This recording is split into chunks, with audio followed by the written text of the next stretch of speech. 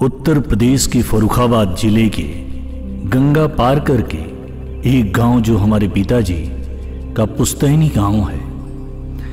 बचपन में मैं जब उस गांव में जाता था तो जहां पर हमारा बड़ा घर है उसमें मेरी दादी बुआ सब लोग रहते थे। मेरी दादी आखिरी समय तक एक दो बकरी जरूर रखती थी। मैं ज्यादा समय अपनी दादी के साथ बचपन में रहा। धीरे धीरे बड़ा हुआ। मेरी उम्र लगभग 8-9 साल की जब हुई, उस समय की जो स्मृति है वह आज भी मुझे याद है। एक दिन गांव में मैंने देखा कि दादी सुबह तैयार हो रही हैं। मुझे भी उठाया गया और दादी ने मुझे तैयार किया। सारे गांव में एक उल्लास सा था। सभी लोग अपने अपने घरों में कहीं जाने की तैयारी कर रहे थे। मैंने दादी से पूछा कि आज हम सब लोग कहां चल रहे हैं। दादी ने कहा कि हम लोग गंगा जी चल रहे हैं क्योंकि वो मकर संक्रांति का पर्व है। गंगा नदी की तरफ से ठंडी तेज और बर्फानी हवा चल रही थी। जहां तक नजर जाती खेतों की तरफ सब तरफ आलू की बुआई हो चुकी है। खेत सब हरे भरे दिखाई दे रहे थे। कुछ लोग बैलगाड़ियों से तो कुछ लोग पैदल गंगा के पावन तट की तरफ बढ़े जा रहे थे। आम के सघन बाग बीच बीच में पड़ते आकाश सुबह दूधिया हो गया था और रास्ते में बादल ऊपर मंडरा रहे थे।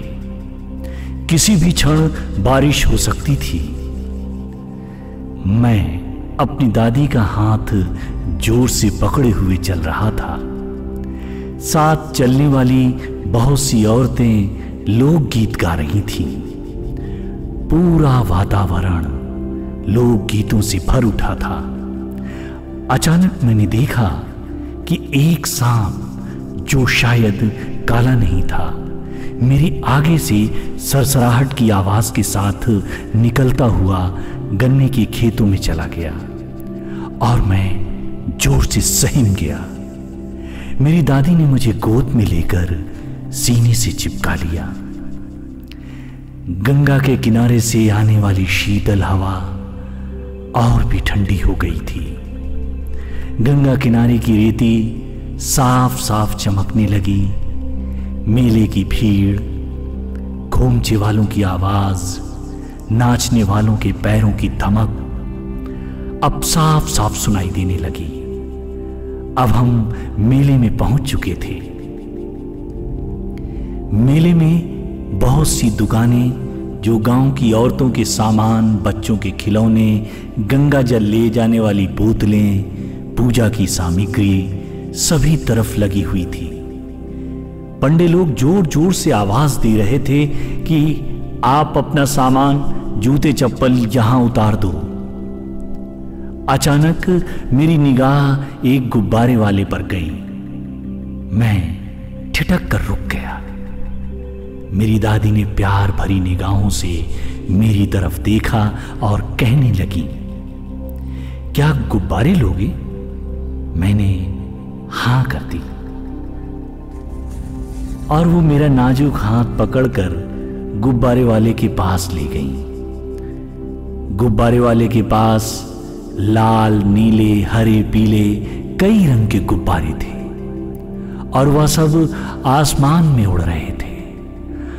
ऐसा लगता था जैसे वह उस दूधिया आकाश को छूने के लिए मचल रहे हों। मैं यह देखकर बड़े आश्चर्य से भर उठा और हमने दादी से पूछा कि जैसे ये सब गुब्बारे आकाश में उड़ रहे हैं, दादी, ये जो बैगनी रंग वाले गुब्बारे हैं वो भी आकाश में उड़ेंगे?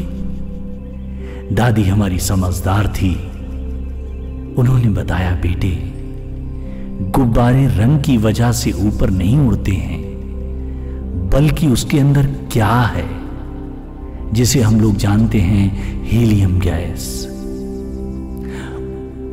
उस कारण वह आकाश में उड़ते हैं। उन्होंने मुझे एक आकाश में उड़ने वाला गुब्बारा खरीद कर दिया। वह आज भी मेरी स्मृति में अंकित है और मुझे सबक देता है कि व्यक्ति रंग रूप बाह्य आडंबर से ऊंचाइयों को नहीं छू सकता है। उसके अंदर उसका जो नजरिया है, उसका जो दृष्टिकोण है, वही हमें ऊपर की ओर ले जाता है।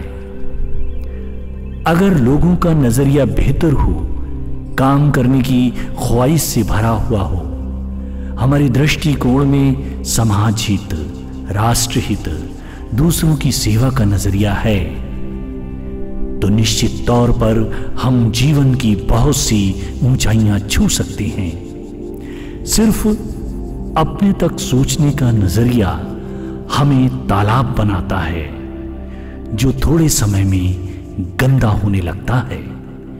धन्यवाद, धन्यवाद, धन्यवाद।